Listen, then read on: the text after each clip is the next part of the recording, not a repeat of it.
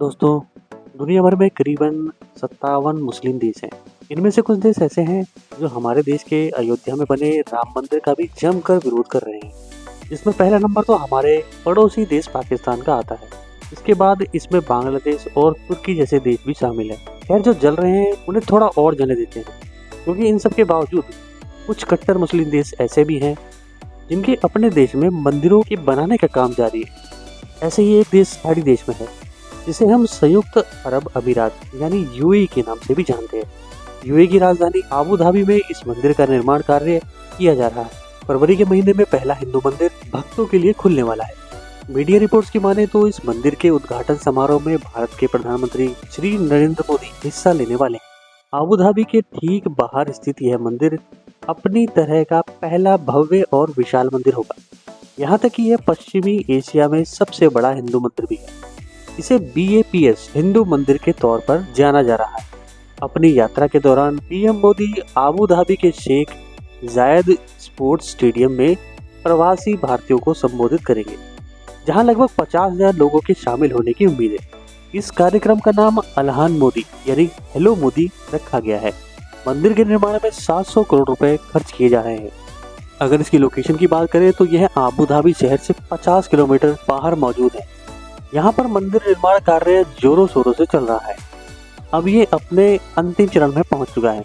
बड़ी संख्या में कलाकार, मजदूर और इंजीनियर मिलकर इस भव्य इमारत को तैयार कर रहे हैं। फरवरी 2024 में भक्तों के लिए खुल रहा ये मंदिर इतना मजबूत है कि 1000 साल तक इसे कुछ भी नहीं होने वाला।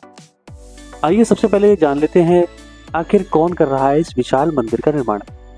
इस मंदिर का निर्माण बोचासन वासी अक्षर पुरुषोत्तम स्वामी नारायण संस्था यानी BAPS कर रही है। इसी संस्था ने दिल्ली में अक्षरधाम मंदिर और अमेरिका के न्यू जर्सी में हाल ही में बने एशिया के बाहर सबसे बड़े मंदिर का निर्माण भी कराया है। BAPS ने दुनिया भर में 1100 से अधिक हिंदू मंदिरों का निर्माण किया है। आबू धाबी में जो हिंदू मंदिर बन रहा है उसकी ऊंचाई 108 फीट है।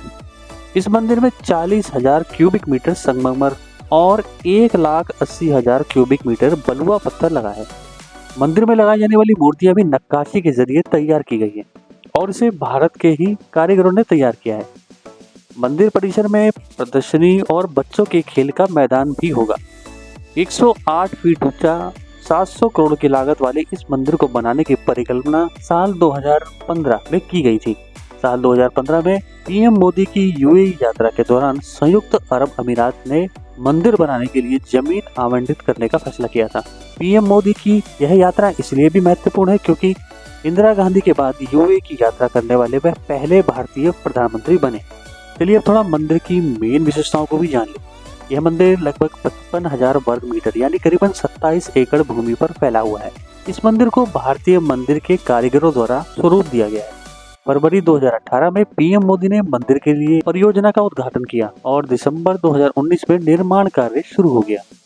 दूसरा, मंदिर का डिजाइन वैदिक वास्तुकला और मूर्तियों से प्रेरित है। इनमें स्थापित की गई मूर्तियों का निर्माण भारत के कारीगरों द्वारा ही किया गया है। मंदिर के आंतरिक भाग के निर्माण में 40,000 घन फुट संगमरमर का उपयोग किया गया है।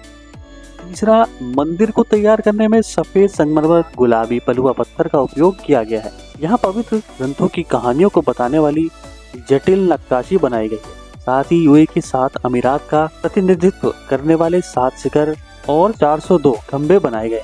चौथा, मंदिर के अग्रभाग पर बलुआ पत्थर की भव्य संगमरमर की नक्काशी है।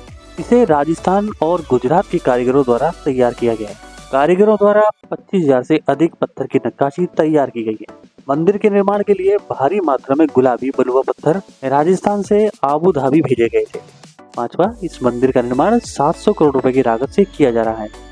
मंदिर के विशाल परिसर में एक बड़ा एम्फी थिएटर, एक गैलरी, एक पुस्तकालय, फूड कोर्ट और 5,000 लोगों की क्षमता वाला 2 सामूहिक हॉल भी होगा।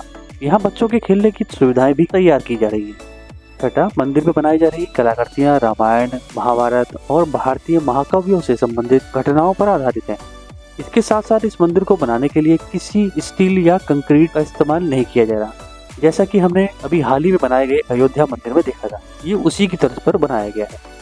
दोस्तों, हालांकि इस्लामिक देश दुबई में ये पहला मंदिर नहीं है। इससे पहले भी दुबई में 8 शानदार मंदिर और हैं, जहाँ खूब धूमधाम से पूजा अर्चना भी होती है। दरअसल दुबई दुनिया की मशहूर टूरिस्ट प्लेसों में से एक है। यहाँ भारतीयों की अच्छी खासी तादाद होने की वजह से हिंदू मंदिर भी हैं। यहाँ घूमने के लिए हजारों की संख्या में आए दिन हिंदू श्रद्धालु पहुँचते हैं। हिंदू मंदिर दुबई की सबसे नई मंदिरों में से एक है। यह साल 2022 में दिवाली के समय में आम जनता के लिए खोला गया था। ये दुबई के जबल अली के पास मौजूद है। ये मिडिल ईस्ट में सबसे खूबसूरत मंदिरों में से एक मानी जाती है। इसके बाद दुबई का शिव मंदिर हिंदुओं की सबसे पवित्र मंदिरों में से एक मानी जाती है। यहाँ घूमने का सबसे अच्छा वक्त शिवरात्रि है। यहाँ हर आने वाले के लिए खास पूजा अर्चना की जाती है। यहाँ लोगों का एक तय समय भी जारी किया गया है, जो सुबह 6 बजे से लेकर शाम 7 बजे तक का है। इसके बाद यहाँ पर कृष्ण भक्तों के लिए श्री कृष्ण हवेली दुबई की बहुत ही ज्यादा फेमस मंदिरों में से एक है। इसे साल 1958 में बनाया गया था। इसके लिए एच शेख राशिद बिन सईद अल मखदूम ने जमीन दान की थी। यहाँ हजारों की संख्या में हिंदू लोग हर साल आते हैं। इसके बाद दुबई का जैन मंदिर। दुबई जैन दरअसल दुबई के मूसला टावर के पास। इस मंदिर में जैन धर्म के लोग आकर शांति मन से ध्यान लगाते हैं। यह शहर का एकमात्र श्वेतांबर जैन मंदिर है। दुबई का यह जैन मंदिर भगवान विमलनाथ, भगवान पार्श्वनाथ और भगवान सुमतिनाथ का घर है, जो जैन धर्म के 3 सबसे बड़े प्रतिष्ठित तीर्थकार हैं। इसके बाद दुबई के मध्य पूर्व में स्थित सबसे खूबसूरत हिंदू मंदिरों में से एक है। यह सभी मंदिर गैर धार्मिक पृष्ठभूमि के लोगों के लिए आकर्षक जगहों में से एक है। इसके बाद साईं बाबा का मंदिर। साईं बाबा का मंदिर दुबई के अल फहीदी के पास मौजूद है। ये बहुत ही ज्यादा घूमने वाले तीर्थ स्थानों में से एक है। यहाँ मंदिर के कपाट सुबह 6 से दोपहर 12 बजे और शाम 5 से रात 9 बजे तक खुला रहता है। दोस्तों, अगर आप भी दुबई घूमने जा रहे हैं तो इन मंदिरों के दर्शन करना ना भूलें। धन्यवाद।